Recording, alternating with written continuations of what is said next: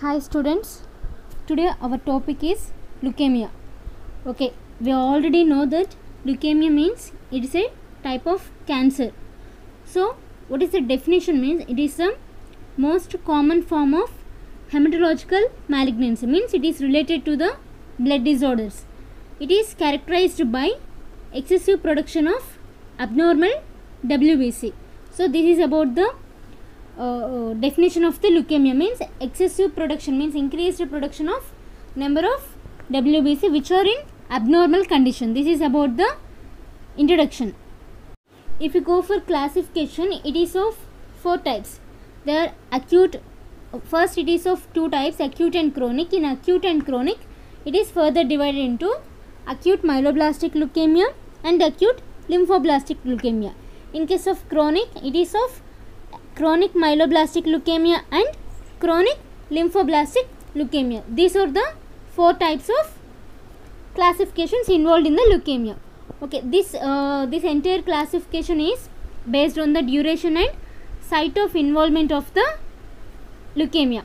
And if you go for the causes, the main causes are radiation, genetic factors, hematological disorders, chemicals and viruses. If you see here, there are some toxic materials, means toxic chemicals which we expose to, and if any radiance what we are exposing, and genetic factors like Down syndrome. I think I already told about you in previous class.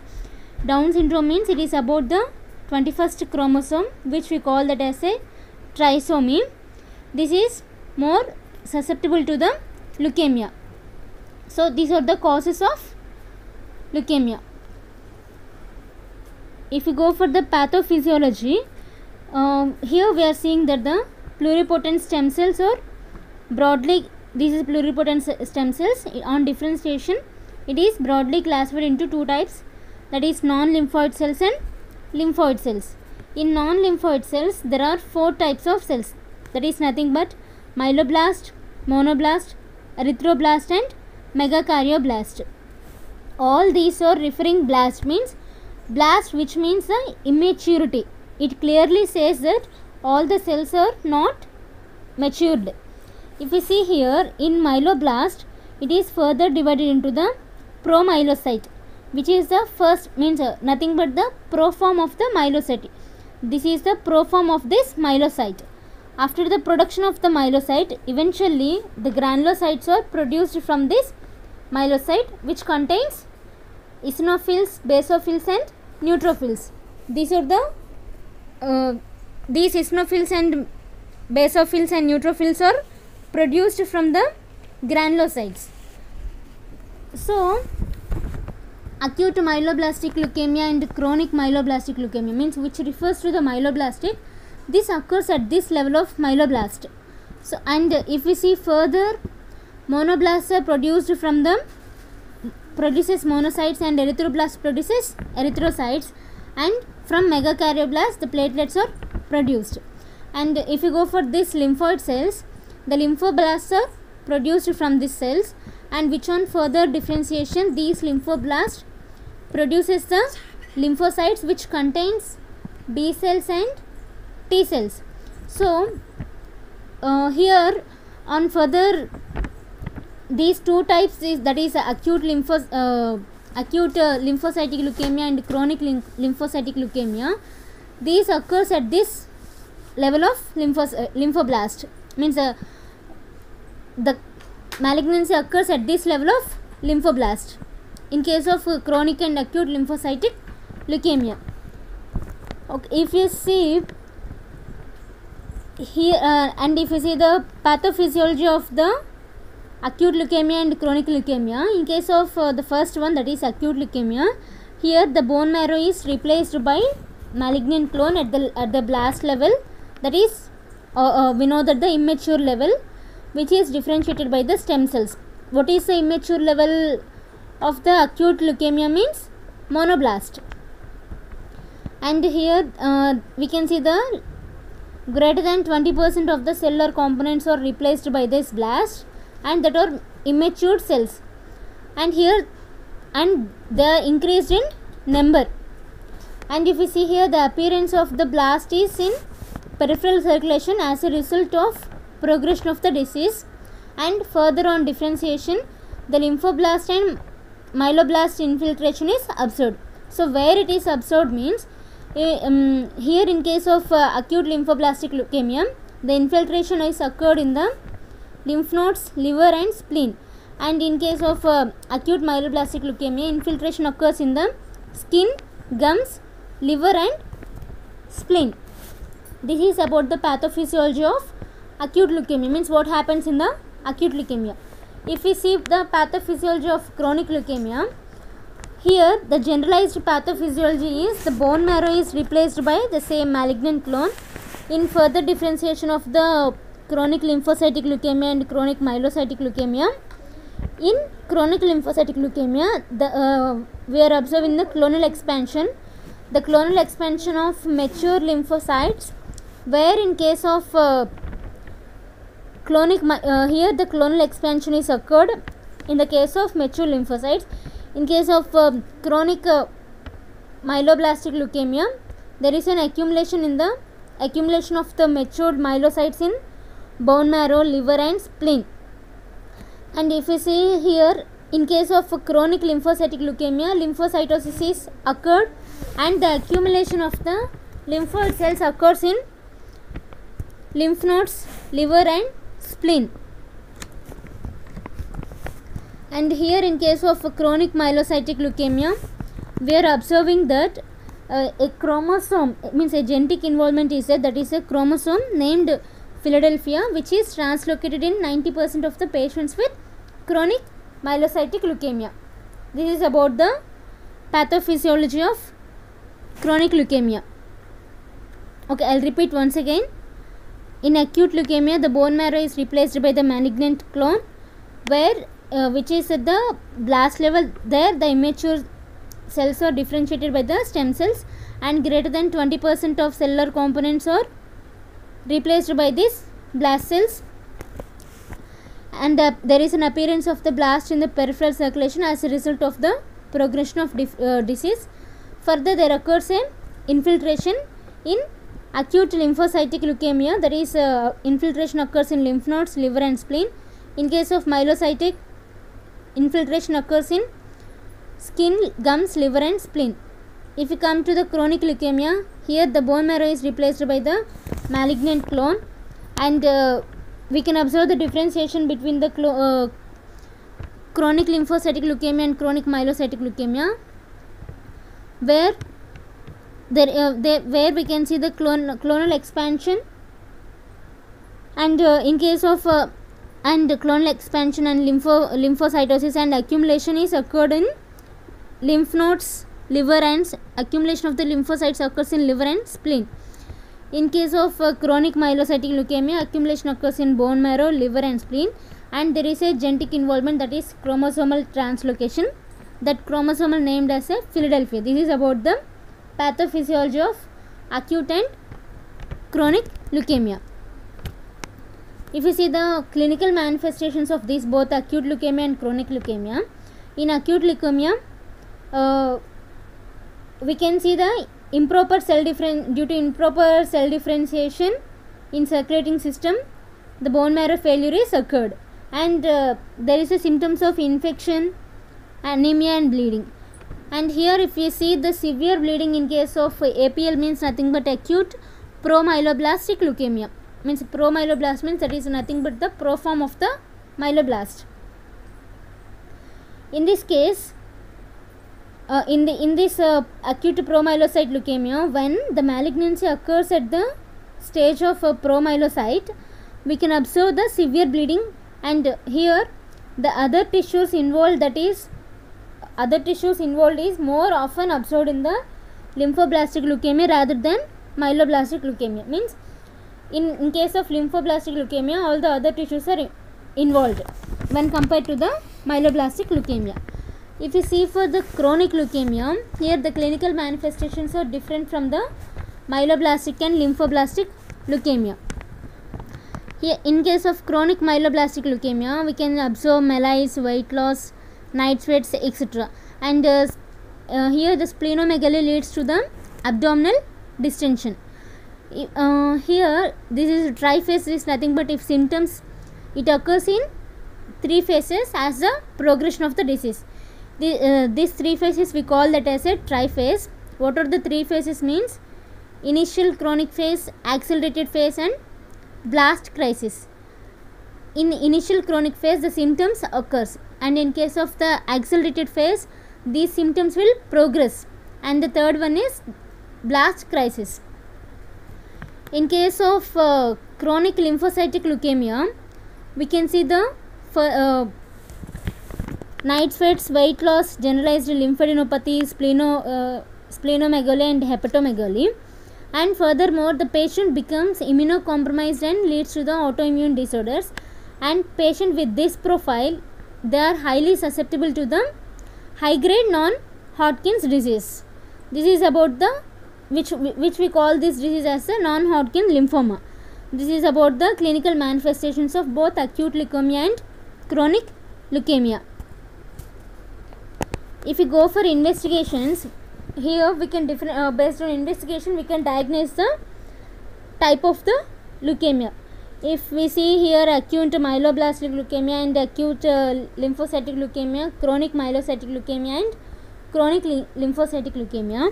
In case of WBC, it is increased, and in case of acute lymphocytic leukemia, it is similarly increased.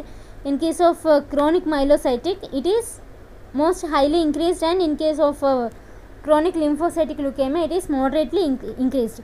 If we see the differential count of WBC, here it shows myeloblast leukemia, and here we can see the lymphoblastic leukemia. Here myelocytic leukemia, and here lymphocytic leukemia. And we are seeing the RBC here. We can observe the severe anemia in this condition. Here also severe, and we can observe the moderate anemia in both chronic leukemia. And if we see the platelets, we can observe this. They are completely decreased in case of acute leukemia, and they increased in the chronic myelocytic leukemia, and we can see the moderate decrease in the chronic lymphocytic leukemia. If we see lymphadenopathy, we can observe that the rare in case of myelocytic leukemia and common in case of lymphocytic leukemia. And splenomegaly, here if we see this is about 50% observed in the acute myelocytic leukemia and 60% is observed in the acute lymphocytic leukemia. And we can see this condition is severe in chronic myelocytic leukemia and moderate in chronic lymphocytic leukemia. These are the investigations what we are observing in the leukemia. If we see based on these investigations, we can diagnose that in case of acute leukemia, here the leukemic blast cells are observed in the blood film, and based on this the blast cells on further differentiation on morphology, staining and cytogenic and cell surface antigens, these are used for the further diagnosis of the disease. In case of chronic leukemia, we can observe in chronic myelocytic leukemia, the leukocytosis with RBC is observed in 10 to 250 per 10 power 9 per liter cells. In case of chronic lymphocytic leukemia, the clonal lymphocyte count is greater than 5 into 10 power 9 per liter. And next one is treatment. Here the major goal of our treatment is it involves a complete remission. Complete remission means a complete eradication of the leukemia. What is meant by eradication means there is a complete absence of symptoms and investigations. Okay, first one is if you see the treatment for the acute lymphocytic leukemia, there is a combination therapy. What are the drugs used in this combination means vincristine, prednisolone, anthracycline and asparaginase. Vincristine is nothing but an acute cytotoxic agent, and prednisolone is a corticosteroids which is used for symptomatic relief, and anthracyclines are the antibiotics. Other than this, we can also use methotrexate, 6-mercaptopurine and cyclophosphamide. All these three are the cytotoxic drugs. These based on the response of the patient when given with the vincristine. Based on this condition, vincristine can be replaced with any of these 3 drugs. So this is about the treatment of acute lymphocytic leukemia. If we see here, in case of acute myeloblastic leukemia, this is the protocol of the treatment. When the patient is diagnosed with the acute myeloblastic leukemia, here we are using the treatment ADE 10 plus 3 plus 5, and upon progression we will use ADE 8 plus 3 plus 5. And here, after using this, we have to go for assessment of the bone marrow. Do you understand what do you mean by ADE 10 plus 3 plus 5 and ADE 8 plus 3 plus 5? Okay, I will explain. It is nothing but, if we see here, ADE 10 plus 3 plus 5 means it indicates cytosine arabinase 100 mg per meter square IV BD 1 to 10 days, and daunorubicin 50 mg per meter square IV once daily on the day 1, 3rd and 5th day, and etoposide which is 100 mg per meter square IV once daily from the day 1 to 5. This is about the ADE 10 plus 3 plus 5. 10 plus 3 plus 5 is nothing but the first drug is given on 10 days, and the second drug for 3 days, and the third drug for 5 days. And if you see ADE 8 plus 3 plus 5, it is the same condition, but in here 8 means the cytosine arabinase, which we are giving for only 8 days, and remaining the 2 drugs as same 3 days plus 5 days. This is about the ADE 10 plus 3 plus 5 and ADE 8 plus 3 plus 5. Okay. Here, after progression of this ADE 8 plus 3 plus 5, again we have to assess the bone marrow. Then based on the remission, if we see the complete remission, then we can go for the consolidated chemotherapy. That is nothing but MACE. MACE means amsacrin, which is nothing but 100 mg per meter square IV once daily, day 1 to 5. And okay, I will show this. Here MACE, the first drug is amsacrin 100 mg per meter square, and the second one is cytosine arabinase 200 mg per meter square, same dose, and the third one is etoposide, that is 100 mg per meter square with the same dose. This is when this is given when patient with the complete remission, means complete curing, and after this we will treat with the mild AC. Mild AC means nothing but patient will be given with metoxantrone, that is 10 mg per meter square IV OD 1 to 5 days, and the next drug is cytosine arabinase, which will give with 1 gram per meter square IV OD 1 to 8 days. This is about the treatment of bone marrow after assessing the bone marrow when the patient is with complete remission. If up to here we completed, if the patient is not completely means not remitted, then we can go for the salvage chemotherapy, which is the last therapy preferred in case of acute myelocytic leukemia. Okay, this is about the treatment of acute myelocytic leukemia. Here, after post remission, means after complete remission or a non remission, we will give the treatment of post remission, that is stem cell transplantation is observed in this condition.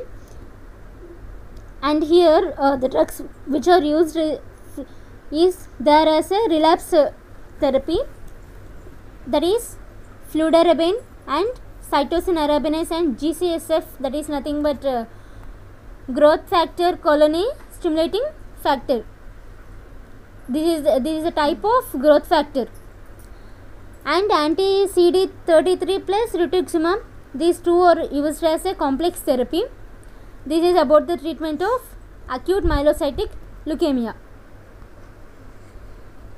If we go for acute promyelocytic leukemia, we will use anthracycline, which is antibiotic, and for relapse therapy we will use arsenic dioxide. In case of chronic myelocytic leukemia, we will use hydroxycarbamide 1.5 to 2 grams per day and interferons therapy. And in case of chronic